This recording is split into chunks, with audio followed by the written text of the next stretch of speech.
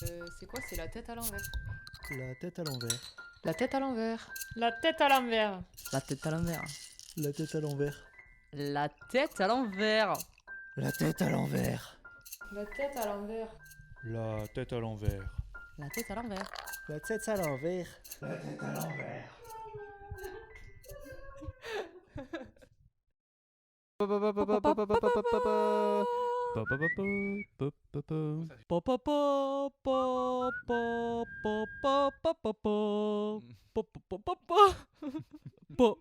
Je suis Morgane et vous êtes sur la tête à l'envers podcast. Aujourd'hui, on se retrouve pour parler d'un sujet qu'on a déjà traité au préalable avec des meufs, qui est devenir parent, papa. Car aujourd'hui, nous accueillons les conjoints respectifs de ces deux personnes précédemment enregistrées, qui étaient Meggy et Anissa. Et là, nous allons avoir le point de vue des papas et des copains, parce que ce sont aussi des copains de longue date, que j'ai rencontrés dans mon ancien club de volleyball, et avec qui on a passé énormément de soirées au pub irlandais à l'époque. C'est que des bons souvenirs, ça. Ah ouais, J'aime la bière. j'aime bien. Bienvenue à Dimitri et Quentin. Merci. Merci. Et je vais vous proposer de vous présenter, les gars. Qui veut commencer? Je me lance. Alors bonjour à tous. Donc moi c'est Dimitri. Je suis papa de 2 enfants. Donc j'ai ma grande qui a 4 ans et demi et ma plus petite qui a bientôt 2 ans. Dans la vie, moi j'ai 31 ans, bientôt 32. Je suis développeur web. Je suis plutôt grand. J'aime la bière comme j'ai dit, mais j'aime aussi le rouge, le rhum, L'alcool. plein de choses, l'alcool, ouais. et voilà à peu près pour moi. Excellent. Merci. À toi, Quentin. Bonjour à tous, moi c'est Quentin. Du coup, moi j'ai 30 ans. Je suis pas encore papa, c'est en devenir, c'est pour bientôt. Et dans la vie, je suis médecin généraliste et pareil que toi, j'aime tout ce qui ne contient pas trop d'eau. Tout ce qui est Sans Dijon, distinction. transparent, coloré, avec des odeurs. Tout ce qui s'introduit dans la bouche. Oh waouh. Tu te lances Je dans ne un répondrai sujet là. pas à cette question. Liquide, on va dire. Ah mince, Ah, ça ben non, marche mais toujours là, pas. Magnifique. Waouh. Désolé. Alors c'est marrant parce qu'aujourd'hui, la parole sur la maternité, la santé mentale, autour du fait de devenir parent, c'est vachement ouverte, et surtout au niveau des mamans. Mais moi, ça m'intéressait d'autant plus en plus d'avoir des copains qui sont et qui vont devenir darons, d'avoir surtout votre point de vue et vos avis sur les questions sur lesquelles j'ai déjà questionné les filles au préalable. Pour contextualiser, du coup, Anissa, c'était la jeune demoiselle qui est enceinte et qui est avec Quentin. Ok, comme ça, on recontextualise. Si vous n'avez pas écouté le premier épisode de cette série, qu'est-ce que vous foutez en fait? Allez-y. Et Dimitri est le mari de Meggy avec les 2 petites filles. Pourquoi elles passent en première, les filles? Pourquoi c'est pas nous le premier épisode? Parce que justement, ça va allécher les gens. Waouh. C'était ça que je voulais dire, mais pas comme ça. Ouais, non, mais Intéressant. t'as le droit de faire ce que tu veux avec les gens. hein. Ça va leur... Je sais pas, je pense que ça va leur donner envie d'aller écouter votre point de vue. Tu vois? Parce que justement, on entend trop souvent, je pense, les avis que des nanas, et on a rarement l'avis des papas, et moi, c'est ça que je trouvais ça intéressant. Et je ne sais pas si c'est parce que les gars sont plus pudiques en général sur le fait de s'exprimer sur des sujets divers et variés. Juste moins cérébral, je pense. Tu penses? Ouais. Et surtout sur la parentalité, c'est quand même quelque chose qui est moins traité, je trouve. De plus en plus, ça l'est, on en entend de plus en plus, mais je trouve que c'est pas quelque chose qui est mis en avant, en tout cas. Ou juste, c'est parce que, comme ils ne portent pas physiquement l'enfant, leur avis est un peu laissé de côté. Vous en pensez quoi? Je dirais que de base, tu sais, historiquement, le père, il est peut-être pas forcément complètement impliqué dans l'histoire, et que ça vient à changer, donc c'est bien. On est de plus en plus impliqué dans toutes les tâches de la vie quotidienne avec les enfants, enfin en tout cas c'est ce que je pense. Et du coup, c'est bien que tu nous en parles, qu'on puisse un peu discuter de ça. C'est important, parce que du coup, on commence un peu à se poser des questions, pas trop quand même. Comme l'a Faut dit pas Dimitri, abuser non voilà, on n'est pas très cérébral, mais bon quand même. Un petit peu quand même, je pense que c'est... Oui, on l'est, mais comme dit Quentin, je pense que le rôle de la mère, donc de la femme, au vu des enfants, ça a beaucoup été, dans le temps, ça change beaucoup aujourd'hui, mais c'était genre beaucoup les femmes au foyer qui du coup s'occupaient que des enfants, donc tout ce qui était éducation, s'en occuper, c'était leur rôle à elles, et je pense que toute la charge qui allait avec, charge mentale je veux dire, et toutes les réflexions et les échanges, du coup c'est vraiment entre mères, entre femmes, et ça change pas mal aujourd'hui parce qu'effectivement le papa prend de plus en plus de place ou essaye de s'impliquer de plus en plus. C'est mon cas notamment, même si effectivement malgré ça, je vois bien ma femme qui pensent beaucoup plus les choses, les théorisent vachement plus, se renseignent beaucoup plus. Moi, je suis plus au moment présent dans l'instinct, mais je pense que c'est mon cas particulier. Mais d'une façon générale, je pense effectivement que les papas s'impliquent plus aujourd'hui. Oui, aujourd'hui, ouais. Donc c'est intéressant, je pense, d'avoir un point de vue. Ouais, surtout sur le temps de parole et le fait d'en parler aussi ouvertement que les nanas. En même temps, c'est ce qu'on on en parlait justement avec les filles avant, mais la charge mentale aujourd'hui, elle est beaucoup plus. On en parle beaucoup plus, on sait ce que c'est. Il y a des maladies mentales qui n'étaient pas du tout diagnostiquées avant. Mais on parle rarement aussi des mots de maladies mentales qui peuvent arriver aussi aux mecs. Parce que par exemple, on parle du postpartum chez les nanas, mais pendant ce temps, il peut aussi y avoir des problèmes. Il peut y avoir des soucis au niveau du couple et des problématiques qui sont pas autant. On n'en parle pas assez en fait. Ou alors, c'est pour ça que je me demandais si c'était juste parce que les médias ne donnent pas autant la parole aux mecs, juste parce que ça vient à peine de s'ouvrir, tu vois, la parole elle s'ouvre à peine que du côté des nanas, on ne s'est pas penché à la deuxième personne qui tenait une parentalité, quoi. Il y a quand même 2 personnes à la base, il n'y en a pas qu'une, tu vois. Oui, après pour rebondir sur le postpartum, je suis pas sûr, effectivement, Non, mais je veux dire, tu vois, qu'on peut être comment ciblé oui, directement. mais je veux dire, comment le vit le papa, parce que... Ah bah du coup, c'est pas facile de vivre de l'autre côté, Tu vois effectivement. Mais on n'est pas l'acteur principal, on le Clairement. subit un petit peu. Ouais. Mais et effectivement, on va pas, je pense, faire tous les réseaux, tous les médias pour en parler, et parce que on n'est pas Légitime, ciblé, si voilà, tu on est penses. juste. Je sais pas, peut-être tu me diras ce que tu en penses, mais au cours de la grossesse, on est beaucoup assimilé au rôle de soutien, donc finalement un second rôle, qu'on n'a pas le premier rôle a priori. Et du coup, c'est un peu pareil pour le postpartum, je pense. Tu me diras ce que tu en penses. Mais Ouais, du je suis coup, il d'accord. y a cette idée que comme on vient en soutien, on est peut-être un petit peu moins dans l'émotionnel, on vit peut-être moins les choses intensément. Oui. Bon, on n'a pas des yo-yo d'hormones non plus, hein. Et du coup, Encore heureux. finalement, ce rôle de soutien, ça nous oblige à être à soutenir, c'est-à-dire à être de pas craquer, et c'est vrai que peut-être qu'on pense moins aux mauvaises choses qui arrivent, ou en tout cas on essaie d'accompagner Relativiser peut-être beaucoup plus, je pense. Effectivement. Peut-être. Après, le soutien aussi, comme tu le dis, c'est important aujourd'hui. Et comme je le disais, dans le temps, c'était peut-être pas forcément le cas aussi, que ouf. le papa soit autant impliqué, rien que Ouais. pour soutenir ou aider ou accompagner dans les moments présents. On en rigole en disant ah ouais, tu vas coucher, moi pour cela j'irai boire des coups, quoi.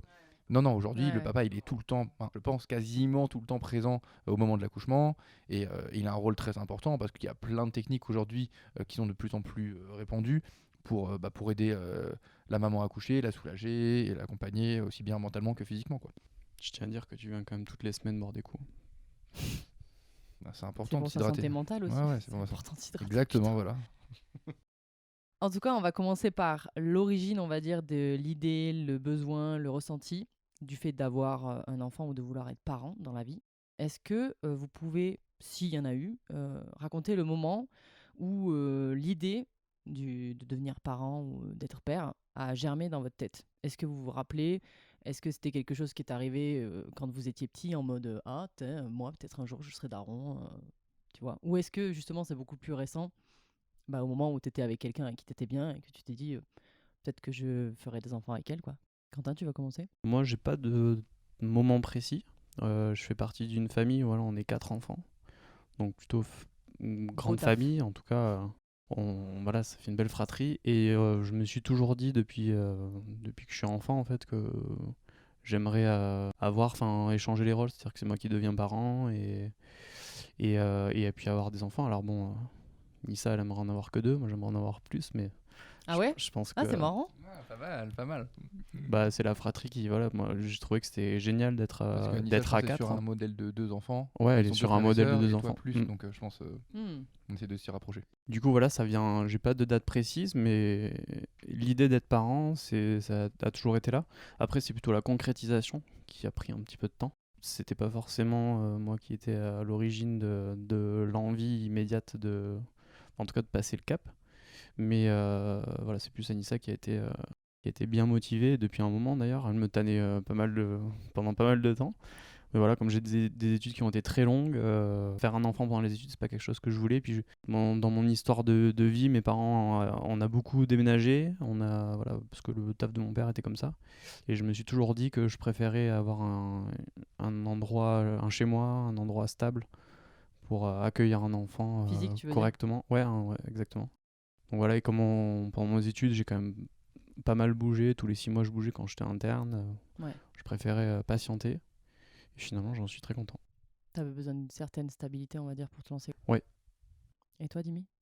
Moi, je pense que c'est un peu le même principe. Je me suis toujours dit que j'aurais des enfants parce que j'ai une sœur que j'adore et pour moi, reproduire ce même schéma, en étant papa, avoir des enfants, plusieurs, du coup, pour avoir au moins un schéma de frères et sœurs, ou de frères, sœurs et sœurs, peu importe, c'était important. Donc, effectivement, j'y ai toujours pensé. Avec Meggy, on s'est connus il y a déjà un bout de temps, plus de 12 ans. Donc, ça a toujours bien matché. Et j'avoue qu'on l'a fait les enfants relativement jeunes parce que c'était aussi le bon moment. Quoique, non, c'était pas le bon moment, mais on l'a fait quand même parce que on en avait envie et que sur le coup, ça nous paraît une bonne décision et c'en est une. Ça l'est toujours. Je pense. Hein. Zéro regret. Mais on va s'arrêter là. Putain. Message secret, Meggy. Si tu écoutes, je sais que tu écoutes. Putain, vous avez fait comme les filles, vous m'avez niqué ma deuxième question. Qui était, donc la réponse va sûrement être oui, est-ce que vous avez toujours eu envie d'avoir des enfants? Il n'y a pas un seul moment dans votre tête où éventuellement vous vous seriez dit pas forcément, pas vraiment. Moi, je pense que c'est une question piège, mais genre si, pour la deuxième. On a longuement hésité à faire la deuxième. J'ai beaucoup forcé Meggy à se lancer dans le deuxième enfant, sauf que comme c'était compliqué avec le premier et que en termes de quotidien, etc., c'est pas facile d'élever un enfant plutôt. Je m'étais dit non, en fait. Au début, je voulais vraiment. Finalement, quand elle a vraiment voulu, c'était plus le bon moment, je voulais pas. Et donc voilà, donc il y a eu un moment, une phase où tous les deux, on n'en voulait plus. Mais le premier, moi je pense qu'on a vraiment voulu. Je pense que le premier, c'est juste un problème logistique. Si tu as l'envie, comme le disait Quentin ou comme moi, je pense qu'on a toujours eu l'envie plus ou moins depuis longtemps. Après, il faut trouver le bon moment, la bonne logistique pour que ça soit OK aussi bien dans notre vie que pour la vie du bébé. Ouais, je pense un peu pareil, c'est-à-dire que fondamentalement, je pense qu'on a toujours eu envie. Après, c'est une histoire de timing. Et puis, c'est quand même une histoire qu'on fait à deux, donc une décision qu'on prend à deux. C'est vrai que notre parcours de vie avec Anissa, on a quand même voyagé pendant un temps. Et forcément, c'est des choses que tu remets à plus tard. Après, non, je pense qu'on on s'est jamais dit, et moi non plus, personnellement, j'en aurais jamais. Ouais. Mais voilà, c'est une histoire de timing, quoi. Ok. Et vous pensez que ça vient d'où? Donc, moi, je pense, en vue de vos explications, que ça vient, on va dire, de la famille, du fait que vous avez envie de recréer, on va dire, un schéma de famille vous-même. Donc, c'est peut-être via votre éducation. Je pense que oui. Hein. Oui, clairement, Ouais, de mon hein. côté, oui. Ouais, c'est pareil. Ok. Je pense que c'est la raison principale. Après, c'est vrai que quand t'es à deux, on dit toujours, bon, faire un enfant, c'est la moitié de l'un, la moitié de l'autre, et puis on voit comment ça évolue. Alors, je pense qu'on va commencer par Quentin pour cette question, parce qu'elle est forcément plus proche, et Dimitri, ça te permettra de réfléchir de ton côté. Comment s'est passée la découverte et la nouvelle de cette annonce d'avoir un bébé? Qu'est-ce que tu as ressenti quand tu as appris que tu attendais un enfant? Donc comment ça s'est passé? Anissa m'avait fait une jolie surprise, vu que c'était le jour de ma fête, là, le 31 octobre. Comment ça s'est passé? C'était le soir, elle m'avait fait une boîte surprise avec 2 bouteilles de vin, tu vois. Elle te connaît bien. On y revient. Elle me connaît bien. Et sur ces 2 bouteilles de vin, et puis il y avait une enveloppe, bien sûr. Et sur les 2 bouteilles de vin, il y en avait une qui s'appelait À 3 mains, d'ailleurs, qui est excellente. J'en ai racheté 3 bouteilles en goûtant. C'est du rouge? Cool. Ouais, c'est du rouge. J'adore. Et d'ailleurs, très très très très bonne cette bouteille. Et donc déjà quand j'ai vu la bouteille, je me suis dit ça m'a mis la puce à l'oreille, tu vois. Je me suis dit il y a un truc. Bon, on essayait, on savait que ça finirait par arriver un jour ou l'autre, même si ça a été pour le coup assez rapide. One shot. One shot, enfin pas que one shot, mais un cycle, on va dire. Et du coup après il y avait l'enveloppe avec la prise de sang qui montrait donc les bêtas qui étaient positifs. Comment je l'ai vécu? Tu l'as fait à la prise de sang, pas un test. En fait, Anissa avait du retard. Et elle a fait un test urinaire, je crois même 2. Et ensuite, elle en a parlé avec sa mère qui fait de la gynécologie. Du coup, elle lui a prescrit la prise de sang et elle voulait attendre ma fête comme cadeau de fête. Donc voilà, c'était un joli cadeau. J'ai pas particulièrement ressenti d'anxiété ou des choses comme ça. Plutôt, voilà, une douceur, un doux bonheur, mais je suis pas quelqu'un de très émotionnel, donc je suis pas non plus à m'étendre et m'esclaffer et être très démonstratif. Très démonstratif. Mais voilà, c'est un peu comme quelque chose qui t'enrobe, c'est un bien-être, t'enrobe, et voilà, c'est passer une bonne soirée, puis j'ai quand même bu toute la bouteille de vin. Solo en plus, c'est propre ça. Bien joué. Après, ça aurait pu être de la surprise, vu que tu disais c'est quand même allé assez vite. Donc, même si tu t'attendais à ce que ça arrive, tu t'attendais peut-être pas à ce que ça arrive aussi vite. Franchement, c'était une possibilité, hein, tu Oui, sais, c'est vrai. parce qu'Anissa prenait pas de contraception, elle a jamais vraiment pris de contraception, donc on sait que c'est des cycles naturels depuis longtemps, donc ça favorise quand même la fertilité. Voilà, on savait que c'était possible. Puis, tu sais, moi, je suis très cartésien avec mon métier, donc je savais. J'ai pas été surpris en me disant, bah putain, c'est. Dinguerie. Oh Voilà, bah oui, ça peut arriver. Et voilà, c'est arrivé. Oui, oui, de ouf. Bon, on a été quand même très efficace. Là, pour le coup, on n'a pas à se plaindre. En même temps, 4 fois par jour pendant un mois, tu m'étonnes. Hein. Là, je te raconte pas le. Fini ta phrase. L'état du truc à la fin du mois, quoi, tu vois. L'état du truc. De la Yes. chose. La chose. La bête. Et toi, Dimi, tu peux nous Moi- raconter pour les deux si tu veux, vu que ça devait être. Ouais, bah alors ça commence à remonter un petit peu pour la grande, mais vu qu'elle a 4 ans et demi, donc c'était, je crois que c'était un petit peu avant Noël. En plus à ce moment-là, j'étais pas à la maison, j'étais pas avec Meggy. Donc du coup elle se sentait pas trop bien, parce qu'effectivement nous on essayait aussi depuis, je pense un cycle ou deux. Pareil, ça a pris très très vite au moment où on s'est dit on se lance. Sauf qu'à ce moment-là j'étais pas là, j'étais remonté pour les fêtes de Noël. En famille et elle me rejoignait je crois une semaine plus tard et donc c'est pendant cette semaine où j'étais pas là qu'elle a fait le test de son côté, donc c'était un test urinaire qui était positif et donc du coup quand elle m'a rejoint, elle a dû l'apprendre je pense 3-4 jours avant moi en gros, et donc après elle m'a rejoint pour les fêtes et à ce moment là elle me l'a dit, effectivement elle m'a fait une petite surprise aussi. Elle avait acheté déjà un petit body je crois, et il y avait un petit mot, une petite carte toute mignonne elle en avait profité pour acheter aussi d'autres du coup présents Mhm. ou façon d'annoncer, genre des cartes à gratter, des choses comme ça, pour l'annoncer du coup à nos familles vu qu'on était là pour les fêtes de Noël. Alors que c'était tôt finalement. Ouais, c'était très tôt effectivement, et ça allait être compliqué de lui dire en gros elle pourra pas boire pendant toutes les fêtes, elle pourra pas manger de foie gras, elle pourra pas manger tous les trucs qu'elle aime bien et tout ce qui cru Oui, ou T'es de cramé l'alcool, de tout suite ça. en fait. C'est très compliqué, voilà, on voulait pas chercher 12 000 excuses et de faire semblant et de mentir pendant 10 jours, donc on s'est dit allez hop, on le dit tout de suite, advienne que pourra. Donc effectivement c'était extrêmement tôt, mais pour l'annoncer, qui était une grande surprise de la part de toutes nos familles qui s'y attendaient pas du tout, parce que moi à ce moment-là je crois que j'étais au chômage, c'était vraiment, le timing n'était pas idéal pour faire un enfant et ils étaient un peu choqués, mais c'était chouette et j'étais très content, on le voulait, donc ça a fonctionné et ça a donné tout un sens pour justement après un peu se bouger quoi, et s'assurer que quand elle arrivera, parce que c'est une fille du coup qu'on a eu, et je sois plus au chômage, qu'on soit ok dans notre vie et prêt à le recevoir. C'était bien, je pense que c'était le bon moment, c'est le bon coup de pouce au bon moment, donc c'est chouette. Vous étiez à combien de temps de grossesse quand vous l'avez annoncé? Je sais pas, un mois, Ah ouais, un truc comme ça, c'était effectivement, c'était.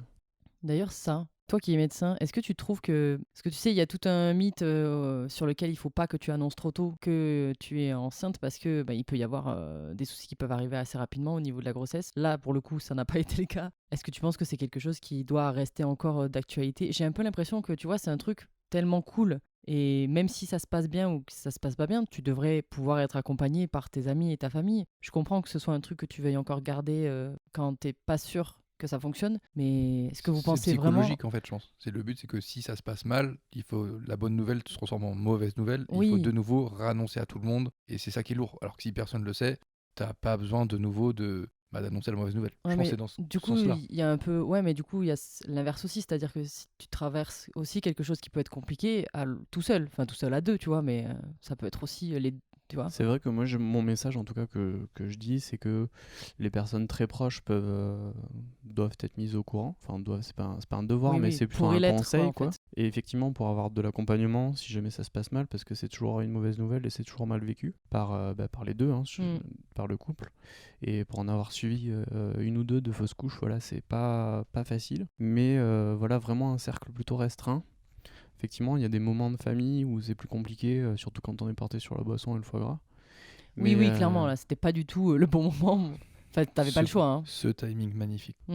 Mais voilà, je pense que les parents, ça peut être les frères et sœurs. Nous, on en a parlé rapidement à mon frère, parce qu'on le voyait. Voilà, si ça se passe mal, ça t'embête pas de leur dire, et tu sais que tu auras un soutien en retour. Ouais.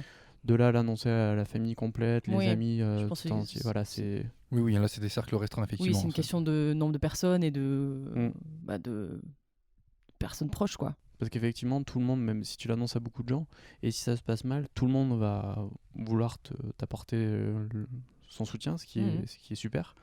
Mais je pense que ce serait difficile à vivre pour le couple d'avoir tant de soutien, d'avoir tant de remémoration. Ouais. Donc un cercle restreint, c'est la meilleure idée, je pense. Ok. Et du coup, pour Agathe, tu peux nous raconter? Pour Agathe, je me rappelle moins bien pour Agathe, alors que c'est plus récent, hein, comme quoi on oublie pas mal. Bah, on la voulait aussi, bien entendu, hein, on était à fond. Alors là, ça a bien marché aussi, je crois pareil, premier ou deuxième cycle. T'as pas une anecdote à ce sujet? Ah, tu étais là, je crois, pendant la conception. Exactement. Bah proche, bah là, pas devant, hein, on est quand même à un minimum pudique, juste la pièce d'à côté, quoi.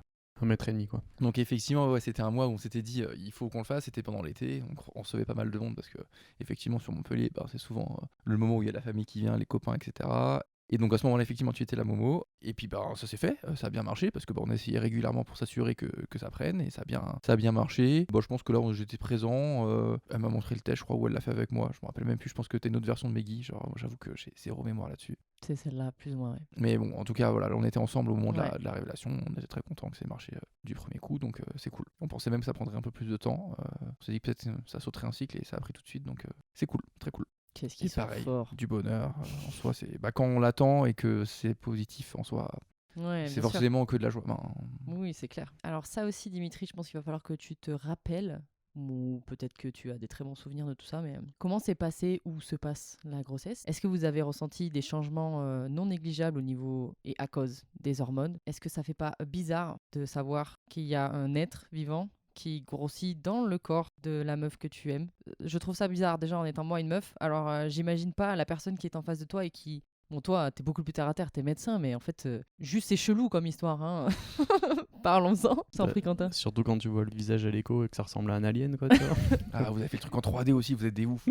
Et tu te dis, waouh, qu'est-ce que je suis en train de Ouais, créer en non, fait. nous on avait vu des extraits en 3D là sur d'autres échos et on s'est dit oh, on veut pas faire ça, ça vraiment ça fait un visage. Mais tu sais, c'est la vue par en dessous là, qui remonte sur tout le visage où tu vois les deux cavités globes, oculaires. ouais. Ouais, ça fait trop aliens. Ah ouais non mais c'est projeté là, non, ça Alors comment se passe la grossesse? Ouais, C'est comment la se passe la question. grossesse? Ça, c'était la première question. Ouais. Je dirais globalement pas mal. Après voilà, le premier trimestre a été quand même pas facile pour Anissa, qui a eu quand même beaucoup de nausées, beaucoup de difficultés à s'alimenter, voilà, elle grignotait, les repas étaient difficiles. Puis il y a quand même une fatigue générée au premier trimestre qui était pas simple. Donc voilà, bah, comme je disais un peu en introduction, nous on est en soutien, donc moi je l'ai pas trop mal vécu, à essayer de faire en sorte qu'elle se sente le mieux possible et que ça se passe Le mieux possible. le mieux possible en tout cas. T'as trouvé ton rôle facilement? Ouais, ben après Ça, Anissa, c'est pas simple, en vrai. l'avantage c'est qu'elle a une personnalité qui est assez, elle est très sur l'émotionnel, elle montre facilement les choses. Donc c'est pas difficile de lire ce qui se passe. Donc du coup c'est pas difficile de répondre à ce qui se passe. Ouais, là c'était assez facile, ouais, d'essayer de répondre au maximum à ce qui s'est passé. Puis donc là on est dans le deuxième. Ça se passe mieux, il y a toujours des petits embêtements, mais sur ce qui est des comportements, sur les hormones, bah voilà, comme je vous disais déjà, elle est très dans l'émotion normalement, alors là du coup c'est un peu exacerbé. Et du coup voilà, des fois c'est pas facile, mais globalement franchement ça se passe hyper bien. On est très content, on s'est beaucoup rapprochés pendant toute cette grossesse et puis c'est pas fini je pense. Oui, clairement. C'est en cours, quoi. À la fin c'est intense, mais dans le bon sens du terme. Ben, pour nous notamment. Bah vas-y, raconte-nous, dis-moi alors. Ouais, moi Meggy elle a fait 2 grossesses relativement similaires aussi, pareil, pas mal de vomissements, donc les premiers trimestres assez compliqués, jusqu'au 4e mois assez compliqué. Beaucoup de nausées, et en fait c'était pas une femme avec qui j'étais, en fait j'étais avec un chien de chasse. Chaque odeur, c'était vomissement possible, le moindre truc, des trucs qu'elle adorait au quotidien, tout d'un coup, elle le sentait à 3 pièces à la ronde. Ah et ouais, ça- c'est dingue. Ah ouais, c'était un chien de chasse, vraiment c'était un truc de fou. C'est vrai que les odeurs c'est particulièrement fou. Ouais, parce que toi t'es comme ça, tu te Euh. ressens rien, et elle me dit ah t'as ouvert le placard, ah t'as ouvert le frigo, et genre je sais pas, t'es dans la chambre à l'autre bout de la maison, comment tu sens quoi? C'est dingue que ce C'est sens se un développe truc de à ce fou, point-là. ouais, c'est Et encore, impressionnant. vous avez une maison, donc pas mal de pièces. Nous, on habite dans un appart pour l'instant. Ouais. La chambre donne sur le salon de cuisine. Et, putain, toutes les odeurs de cuisson, trucs comme ça. Mais il fallait fermer la porte. Sinon, la nuit, en fait, elle a l'impression de dormir dans la cuisson du steak haché, quoi. Alors que, L'enfer. c'est dingue, franchement. C'est un sacré pouvoir. Et moi, mon rôle de soutien, effectivement, je l'ai soutenu pour l'accompagner. C'était plus moralement, vraiment, en lui disant que c'était plus ou moins normal, que ça allait passer. Je l'aidais, je pense que j'ai aidé à la pharmacie, je pense que ce genre de choses. Et surtout, c'était ses fringales, je vais dire pas nocturnes, parce que c'était pas le cas, mais elle avait des envies. Du coup, vu comme c'est un chien de chasse, elle avait pas envie de manger des trucs du quotidien, quoi. Et donc, c'était en fonction des grossesses, ouais, j'étais allé acheter des trucs qu'elle avait vraiment envie en disant. Genre quoi? Pour Ambre, je me rappelle vraiment, c'était du riz vinaigré du japonais là. J'ai jamais été acheté autant de fois genre même pas genre les sushis et tout ça parce qu'elle a pas le droit au poisson cru, tu vois. Mais juste genre T'aurais dû vous voyez, prendre une l'espèce carte. de pot, le bol là. Oui, je le vois très bien. Et donc acheter ça mais tout le temps quoi. Vraiment, J'ai vécu ce moment. tous les jours ou tous les 2 jours minimum quoi. J'allais en acheter et il y a ce dégommé, elle pouvait manger que ça en fait, quasiment. Tout le reste là dégoûtait ou quoi que ce soit. Et pour Agathe, c'était quoi qu'elle mangeait? Tu te rappelles plus? Je crois pas, je me rappelle pas trop, mais je crois qu'il y avait quelque chose aussi. Alors attends, qu'est-ce qu'elle m'a dit? Pourtant c'est très proche. Hein. Je crois qu'il y avait chips dans le truc. Ah ouais, c'était que de la malbouffe. Chips, sandwichs, les sandwichs triangles, des trucs comme ça, les trucs qu'elle déteste au quotidien. C'est dégueulasse en plus. Ouais, elle adore. Bah, en fait, Quel mauvais coup. c'était que des trucs comme ça, ouais, beaucoup de chips, de malbouffe, les sandwichs triangles, énormément. Mais voilà, c'était un peu plus simple. Elle l'a plus géré toute seule parce que bah, forcément, pour un deuxième enfant, c'est pas pareil parce que bah, tu dois déjà gérer le premier qui est déjà là. Là, du coup, on avait la maison, on était dans d'autres responsabilités en tant que parent ou professionnel. Et effectivement, elle était plus indépendante là-dessus et elle s'est un peu plus gérée. J'ai moins soutenu, je pense, son alimentation. Elle s'est plus autogérée là-dessus. Et avec Ambre, c'était pas trop compliqué de devoir gérer du coup une maman qui est un peu moins disponible, Ouais, je pense qui qu'elle vomit énormément, du coup qui est plus faible et qui ne peut pas forcément autant gérer l'enfant qu'avant quoi. Bah, du coup, voilà, je pense que le rôle de soutien pour une première grossesse, c'est plus pour l'aider dans ses nausées ou ce genre de choses, ou l'aider dans ses demandes, on va dire, parce que le but est d'être au petit soin quand même. Alors que pour une deuxième grossesse ou une troisième ou autre, c'est plutôt, en fait, là, c'est gérer les enfants, parce que c'est compliqué, je pense, quand t'es enceinte et que t'es pas bien et que ça va pas, de continuer à jouer ton rôle de mère à 100%, parce que physiquement ou moralement, des fois, ça va pas. Et donc, là, le soutien du papa, c'est vraiment de tout prendre à sa charge. Et je pense que c'est la meilleure aide pour qu'elle soit le plus à fond sur sa grossesse et qu'elle ressente la chose au mieux et que physiquement ou mentalement, elle se sent au top. À quel moment vous avez réalisé que vous alliez ne plus être responsable que de vous-même, qu'il y allait avoir un autre être pour lequel vous allez devoir tout donner et être responsable la moitié de sa vie? Et qu'est-ce que Toute ça sa vie, je fait? pense. Ouais, bon après il y a un moment quand même, tu es censé devenir un adulte, mais bon, tu accompagnes toujours l'enfant, mais surtout qu'est-ce que ça fait de se rendre compte que tu n'es plus responsable que de toi-même? Bah, cette sensation-là, moi, je l'ai pas. Enfin, je l'appréhende petit à petit, mais je l'ai pas vraiment en fait. Ouais. Donc voilà, c'est difficile de te dire. Pour l'instant, tu ressens pas ce genre de responsabilité. Ouais, J'ai ouais. pas encore le poids des responsabilités d'avoir un enfant, même si on se dit, avec la préparation, avec l'arrivée de l'enfant, forcément, voilà, tu vois, on a acheté une maison, on fait des travaux, là on commence à penser à tout le mobilier et compagnie. Donc on se projette de plus en plus dans ce que ça va être. Mais la responsabilité au quotidien d'accompagner les enfants, je pense que c'est Dimitri qui va pouvoir plus en parler. Après, c'est peut-être aussi au niveau d'un ressenti, juste de se préparer, en se dire, bon, certes, tu le vis pas et tu le ressens pas, mais dans quelques mois, il y a plus que toi, quoi. Ce sera elle et toi. C'est ça qui est fou. À vrai dire, Tu le perçois pas encore. Je sais pas si je le percevrais comme ça, comme une responsabilité Ok. ou un stress ou une anxiété, parce que je me suis dit à un moment, si tu le vois comme ça, tu le vois comme un poids finalement. Ah, la responsabilité pour toi, c'est Ouais. négatif? La responsabilité, c'est quelque chose qui t'oppresse un peu quand même, c'est pesant quoi, une responsabilité. Et finalement, je me suis dit, non, je veux pas le voir comme ça, je veux aider à ce que ça se passe au mieux, à ce que voilà, lui apporter beaucoup d'amour. Et finalement, je le vois comme quelque chose d'hyper positif de devoir s'occuper d'un enfant, plutôt que vraiment une responsabilité en soi. Alors, je sais pas si ce sera le cas plus tard. Ça, Ouais. on verra, c'est l'histoire qui le dira. Mais pour l'instant, je le ressens pas et même je le vois pas du tout comme un poids, quoi. Ok. C'est marrant, j'avais jamais capté la sensation que la responsabilité, ça pouvait être négatif. Parce que bon, t'es auto-responsable de toi-même, donc Ça dépend à quel point en tout t'es cas de tes cérébral. actes, tu vois. Ouais. Mais du coup, je pense, tu vois, quand on parle de charge mentale, genre faire en sorte que ton enfant continue à bien vivre, être en bonne santé, tout ça, c'est un poids de fou, c'est ta responsabilité. Parce que l'enfant ne peut pas le faire tout seul, donc c'est à Oui. toi en tant que parent de le faire. Et donc c'est un poids. Et en fait, c'est assez négatif en soi, parce que c'est pas quelque chose d'agréable de dire, de toujours tout penser Mm. pour s'assurer que ça va bien fonctionner, qu'il va être en bonne santé, que tout son éducation sera OK.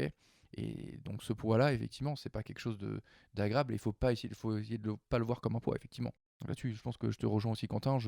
Moi, je suis plus dans l'instinct aussi. J'essaie de profiter du moment. Effectivement, je prends mes responsabilités en voulu, mais je les théorise pas trop parce que sinon, ça faire mal au crâne et se faire souffrir pour rien, quoi. Ok, donc tu le théorises pas trop parce que tu veux pas le faire. Alors, je Pour pense que c'est pas t'éviter déjà, c'est justement. pas ma nature, je pense. Là-dessus, je suis pas trop cérébral. Plus, comme je dis, dans l'instinct. Ouais, ouais. Je vis le moment comme ça. effectivement, c'est un poids. Je pense que c'est un poids quand tu commences à y penser un peu. Ok.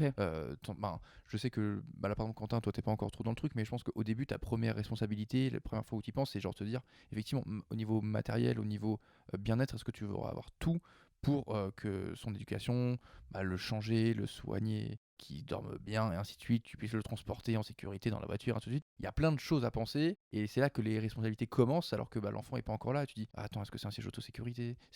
Est-ce que le lit ça va aller? Est-ce qu'il n'y a pas s'étouffer?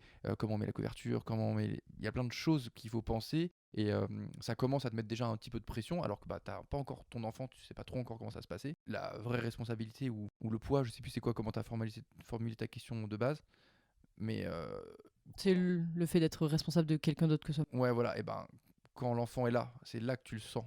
Avant, c'est compliqué, et quand l'enfant est là, je pense que pour la femme, c'est immédiat. Je vois Maggie, je revois les yeux qu'elle avait et tout, même si moi aussi j'étais in love, hein, le pot à pot dès le début c'est top. Mais bon, au début tu l'as et tout, et en fait, dès les quelques heures où il faut vraiment s'en occuper en mode changer la première couche, retourner, t'oses pas le prendre au niveau des bras parce que c'est microscopique, c'est pas la tête a peur, le cou parce que ça se tient pas. Et c'est là que tu dis, oulala, là le moindre truc, c'est ta responsabilité, ça y est, c'est ton enfant, et c'est aussi à toi de t'assurer que ça va bien se passer. Et même si t'es un peu encadré avec du personnel médical au début, tu sais pas, t'es perdu et tu te dis, elle est pas là, c'est moi, c'est ma responsabilité.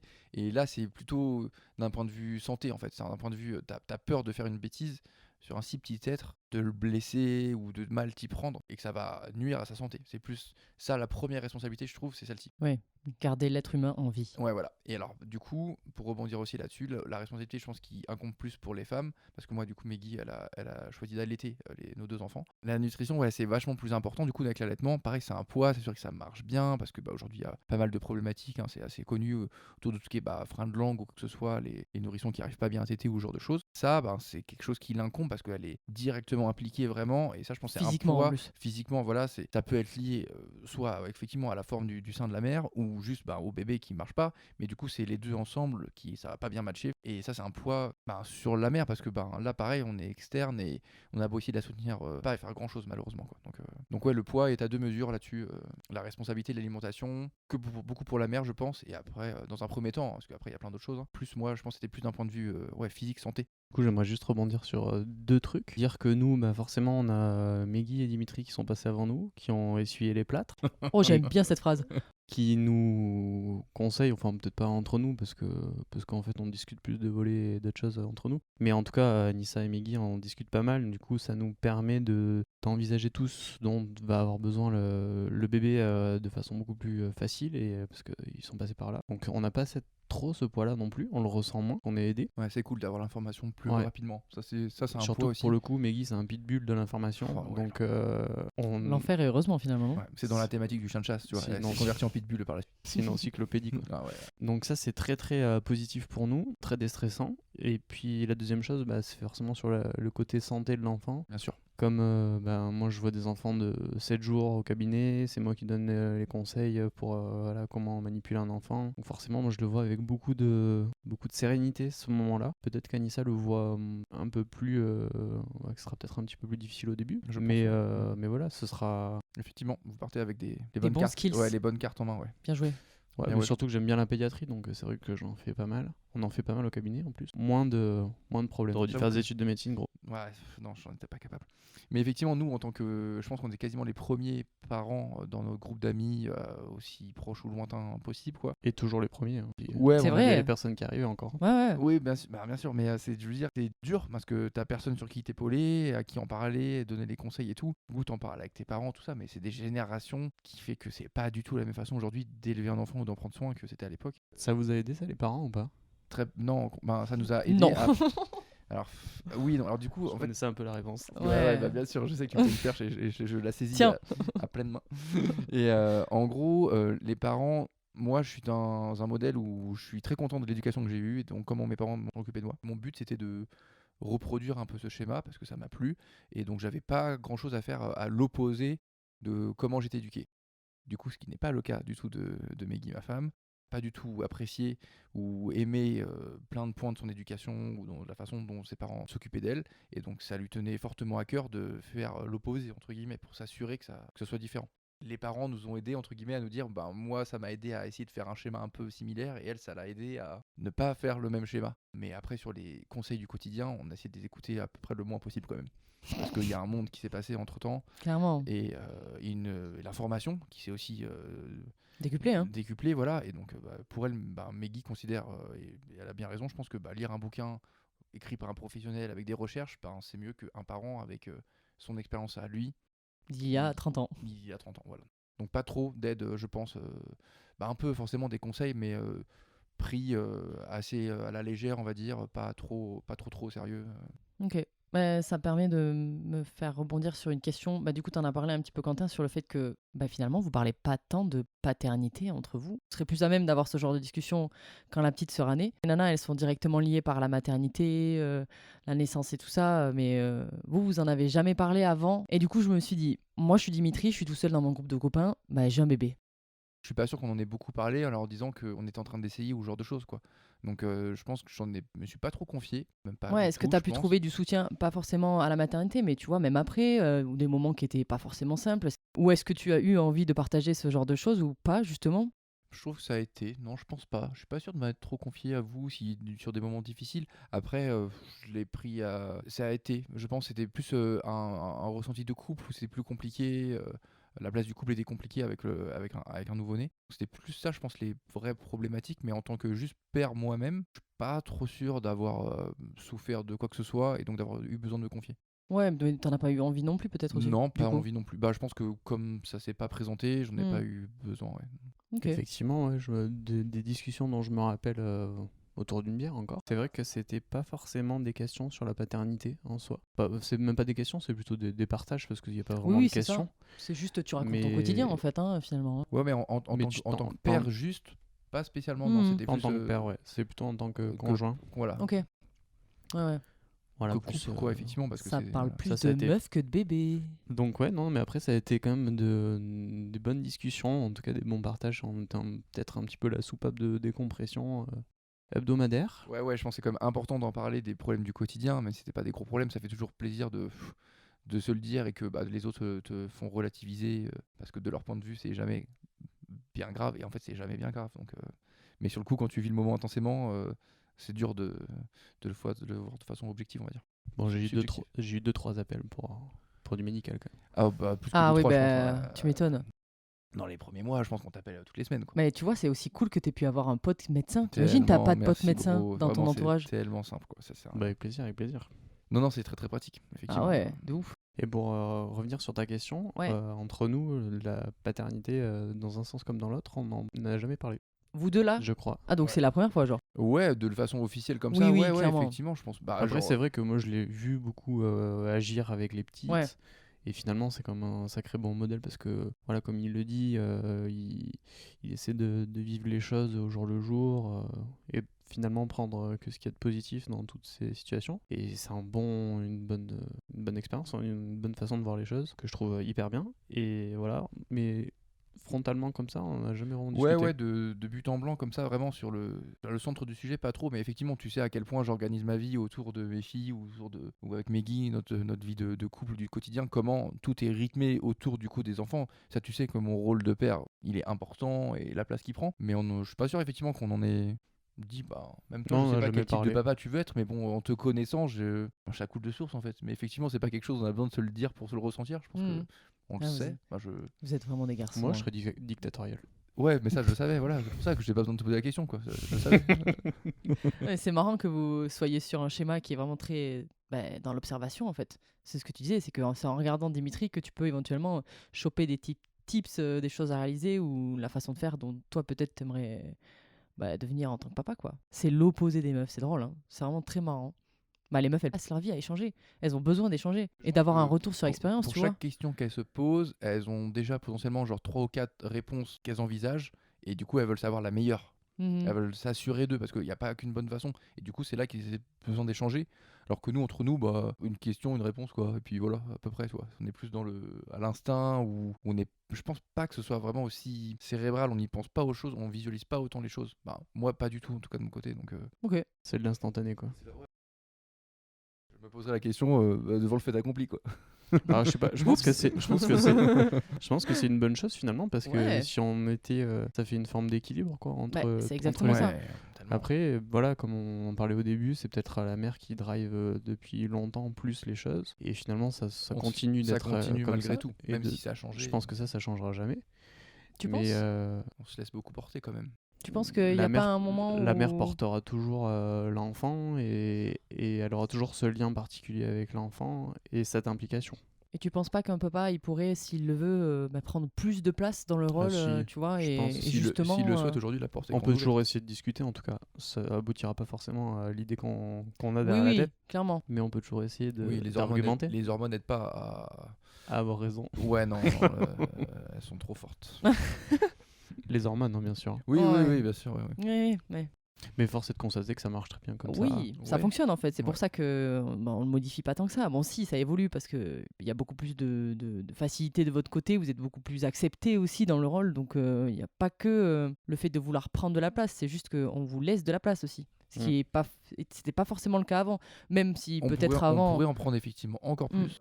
Ça, c'est une volonté, je pense, c'est chacun qui fait comme il veut. Et, Ouais. moi, je pense que je suis sûr que Meggy adorerait que je me renseigne plus, que je l'aide plus dans la théorie de l'éducation et surtout les bons principes, les bonnes choses. Ça, elle aimerait beaucoup. Je pense que je me documente plus et que j'ai plus d'infos à partager avec elle pour prendre les bons choix. Elle, c'est juste qu'elle dit, elle me balance toutes les infos qu'elle a et je les accepte et on fait le tri. Mais Mm. ce serait encore mieux, je pense, si c'était un choix de parents, À deux, tu veux dire. à deux, ouais. Du côté des mamans, vous pensez que ça s'est passé comment? Qu'elles étaient stressées à l'idée qu'elles aussi, elles allaient devoir s'occuper d'une autre personne? Bon, t'en as parlé un petit peu, Quentin, tout à l'heure. Justement, tu disais que sûrement que Anissa, de son côté, il allait peut-être avoir encore quelques ajustements, même si tu es médecin et qu'elle est sûre que tout va bien se passer avec autant de médecins autour d'elle, mais... Je pense que oui, il y a un peu plus d'anxiété, mais c'est l'anxiété de l'inconnu, hein, finalement. Et ce que j'ai peut-être un petit peu moins, après ça restera toujours une inconnue, parce que je les vois 15 minutes, les enfants, on va dire une demi-heure, mais en vrai, là, je vais les avoir à H24. Je vais l'avoir à H24. Ah ouais, le mec, il il y se en a- projette de il y en ouf. a qu'un. Du T'as coup, quelque chose à avouer, c'est une grossesse gémellaire. Hein non, merci. Je pense qu'il y a un stress, mais c'est un bon stress. C'est un stress de on se pose des questions, de ça va aboutir à des réponses, à se renseigner justement comme tu disais. Et ça, c'est toujours positif quand les parents se posent des questions pour le bien-être d'un enfant. C'est que ça se passera toujours bien derrière. Et toi, du coup, Dimitri, du côté de Meggy, tu te dirais que ça s'est passé comment? Je pense que oui, effectivement, elle a beaucoup plus vécu les choses intensément, beaucoup plus stressée. En fait, comme elle s'est aussi beaucoup renseignée, elle était beaucoup plus préparée. Mais en fait, quand tu es beaucoup préparé, quand tu te renseignes beaucoup, tu vois aussi tous les mauvais côtés. C'est dur de la relativiser parce que les hormones n'aident pas, son implication aussi, qui vit la chose à 100%, fait que c'est compliqué, je pense, pour elle de relativiser sainement la chose et de juste attendre que ça passe ou de voir venir les choses, quoi. Donc elle était beaucoup plus stressée, je pense, et elle l'a vécu beaucoup plus intensément. Est-ce que vous avez eu cette discussion avant? Genre en mode, moi j'aimerais qu'on éduque notre enfant comme ça, parce que, voilà. Je pense qu'on est plutôt d'accord quand même sur les grands principes d'éducation. Après, on n'est pas rentré dans des choses très précises pour être tout à fait honnête. On vit un peu les choses de la même façon, on voit les choses de la même façon, je pense. Quand tu fais un enfant avec quelqu'un, tu connais très bien la personne et tu sais plus ou moins comment il se comportera. Effectivement, peut-être qu'on réagira pas tout à fait de la même façon, donc c'est là qu'il faudra se caler, mais je pense que tant que c'est pas arrivé, c'est compliqué de anticiper la chose. Ouais. Mais sur les grands principes, quand tu fais un enfant avec quelqu'un, t'es quasiment sûr déjà que c'est à peu près fluide, quoi. Enfin, est-ce que tu te fous sur la gueule avec ton conjoint parce que t'es pas d'accord, ou est-ce que tu gères la situation au mieux et en fait vous êtes pas d'accord et vous en parlerez plus tard, tu vois? Déjà, on se fout jamais sur la guelle devant les enfants, faut attendre, donc pas sur fait accompli. Dans Surtout la pas- chambre à coucher. Première règle déjà de l'éducation. Soudé face aux enfants. Tout au début, c'est quand ils sont tout petits. Oui, bien sûr. Mais après, quand ils commencent à comprendre comment on réagit, il faut faire face à deux tout le temps. S'assurer que ce soit bien compris par l'enfant et qu'il n'y ait pas un moment de flottement, un moment de doute, parce que les deux disent des choses différentes. Mais en plus, moi je dis ça parce que c'est réellement arrivé avec mes darons. Oui. Tu vas voir ta mère, elle te dit un truc, tu vas voir ton père, il te dit un truc, tu fais Ah. allez, je prends la meilleure décision et j'y vais. C'est ça, mais effectivement. En vrai, c'est tout le jeu de l'adolescence. Ouais. Bien sûr. Oh, l'enfance aussi. Hein. Ouais, J'ai tout le temps. négocié des trucs de ouf comme ça. Qu'est-ce que tu attends de toi-même en tant que père? Qu'est-ce que tu pourrais lui apporter? Quelles seraient tes plus-values? En fait, mon père était hyper autoritaire avec nous. Et du coup, j'ai forcément cette image-là et je vais forcément la reproduire en partie. C'est un schéma que tu vas reproduire Ça, en partie. Ouais. c'est obligatoire. Il en faut forcément qui sont un petit peu plus gardants Bah, de l'autorité. moi, je pense ça peut être les que- deux en même temps, ça peut être.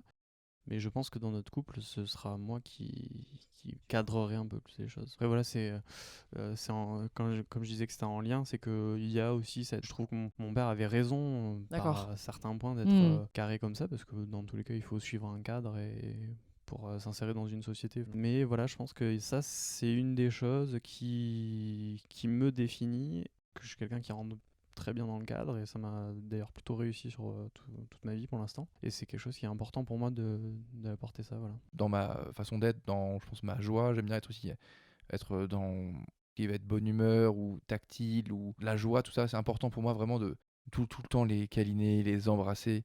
J'adore, avec mes parents, même aujourd'hui quand je leur fais des bisous tout le temps, des câlins, t'arrives à être proche physiquement, tu peux après d'autant plus t'épancher ou communiquer quand ils grandiront bien entendu quoi, parce que t'es là et t'es toujours un soutien, toujours une épaule entre guillemets, mais c'est d'un point de vue aussi bien physique que dans les deux sens du terme, je veux dire aussi. Psychologique, quoi. Ouais, Ouais. c'est bien au sens propre. Comment est-ce que vous décririez la maman qu'est ou que sera votre meuf? Ce sera hyper éternel, et ça sera super. Ouais, Je le vois comme ça. Vivement, ouais, ça va être chouette. Je pense que ça en sortira bien. Ouais, ça Enfin, devrait. on s'en sortira bien. Ouais, je pense, y a pas de souci. Je me fais pas de soucis pour vous. Et toi, Dim? Elle est très très complète, va tout faire pour leur bien, aussi bien entendu physique, santé, mais pour aussi les divertir. Plein de types d'activités différents ou des sorties, pas rester à la maison, faire des choses, varier aussi tout ce qui est nutrition, quoi que ce soit, mais elle veut se sentir capable de pouvoir tout faire toute seule. Et ce qui est le cas, elle est tout à fait apte à s'occuper toute seule des enfants si je suis pas là. Et c'est réciproque, hein. Si elle veut partir se faire un week-end de 4 jours, j'ai aucun souci à m'occuper en 4 jours des enfants. Et inversement, c'est vrai aussi pour elle, aussi bien elle en tant que mère qu'elle puisse tout faire, mais que moi je sois capable aussi. Elle veut pas tout porter à bout de bras et que je sois un faible soutien. Il faut que je sois un soutien fort, il faut que je sois capable de tout faire. Et ça me fait plaisir qu'elle me donne autant aussi de responsabilités parce que je les veux. Donc c'est un bonheur d'être tous les deux autant impliqués. Est-ce que ta vie d'avant te manque? Non. Voilà, fin de la question. Non. Allez. Alors pour argumenter un petit peu, non, je dirais que non, pas spécialement, parce que ça fait vraiment longtemps qu'on est avec Meggy. Je pense qu'on a trouvé aujourd'hui un équilibre, qu'on a trouvé rapidement avec les enfants, où on est capable socialement d'avoir toujours notre vie à nous, en tant que personne. Moi, j'ai toujours mes réseaux sociaux, on va dire, où j'arrive mes vecteurs de sport et tout ça. J'ai envie de dire non, c'est un non franc, et Ok. ça ne me manque pas. Cool. Mais les babysitters, ça coûte cher aussi pour se la coller.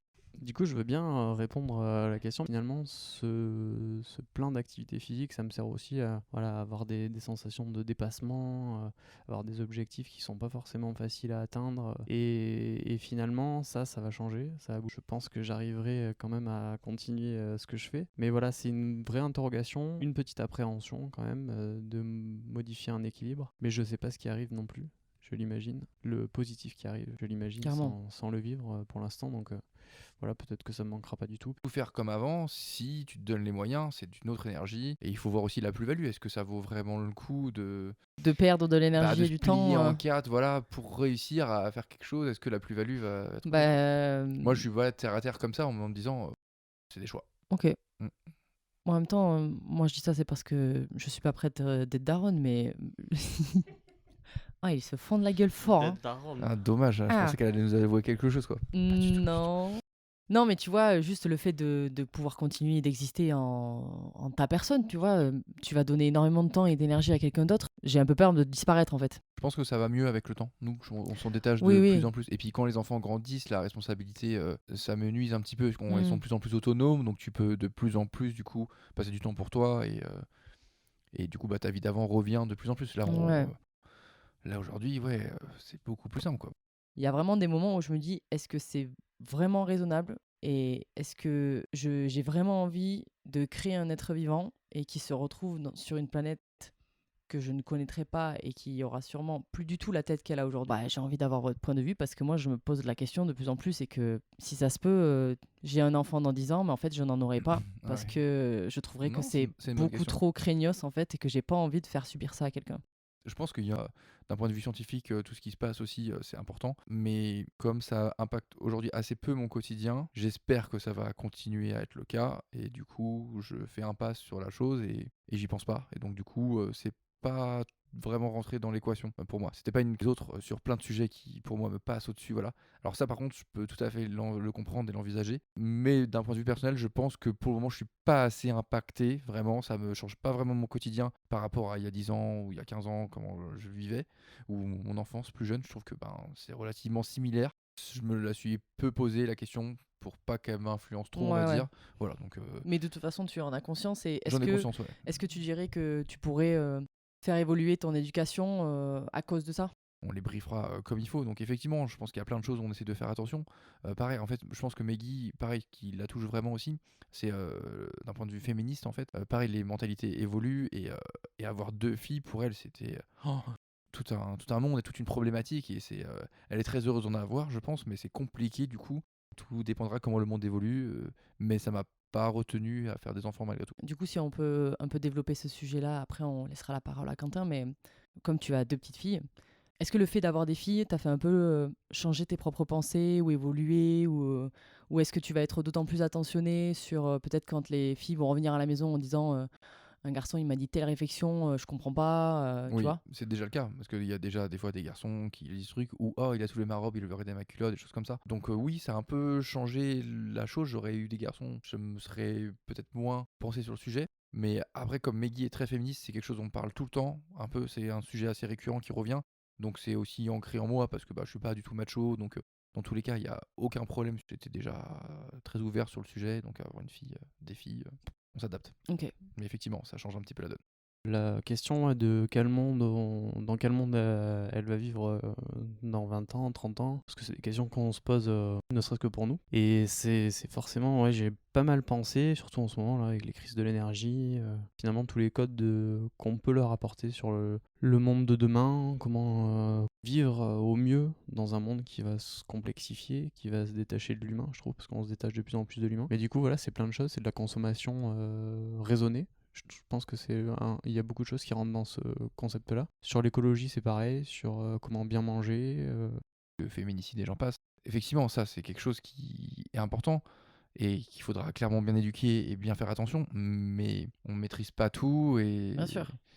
Et oui, on a fait le choix On ne peut donner que des codes et puis après l'enfant, très bien, évoluer dans les mentalités et surtout notre génération. Et finalement, notre génération va prendre celle de nos parents en ce moment.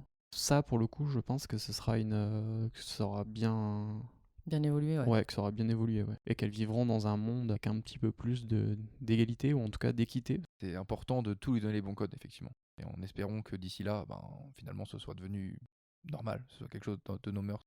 Et je pense que c'est le rôle des parents aussi de suivre un peu l'évolution de tout ce qui va se passer et de continuer à éduquer avec toutes les modifications qui vont arriver. C'est le petit moment mimi, mignon.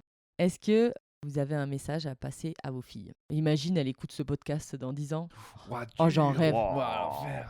Que tout ce qu'on leur a inculqué leur ont servi à quelque chose, que seront devenus des bonnes personnes, qu'on continuera à être une famille proche. J'espère de tout cœur être toujours dans le quotidien de mes enfants plus possible. J'ai envie qu'elles grandissent en tant qu'adultes plus tard et continuer à être au top, continuer à nous faire rire, continuer à nous faire râler. Continuons à être une famille dans la joie, mais aussi dans les mauvais moments, aussi dans les petites crises. Continuons à être juste nous en fait, et à très vite, à plus tard. Je vous aime. J'espère qu'elle deviendra grâce à nous la meilleure personne qu'elle puisse être et qu'elle désire être. Je pense que c'est le plus important quand t'es parent. C'est l'objectif. Et que nous, on sera toujours là pour elle, toujours derrière elle, quels que soient les problèmes, quelles que soient les aventures de la vie. Ouais, avant que tu termines, parce que t'as l'air d'être sur la... Ouais, je suis plutôt sur la fin, mais là. si tu veux, je couperai et je referai cette outro. Non, mais merci à toi, ouais, parce que comme l'a dit Dimitri tout à l'heure, ça permet d'échanger sur un sujet qui est sacrément intéressant. Donc merci d'avoir été à l'initiative de ça, des questions qui sont pertinentes, intéressantes. Merci beaucoup. Et nous, les gars, on se retrouve je sais pas quand. Salut les petits potes. Salut à tous. Au revoir tout le monde. Bye bye.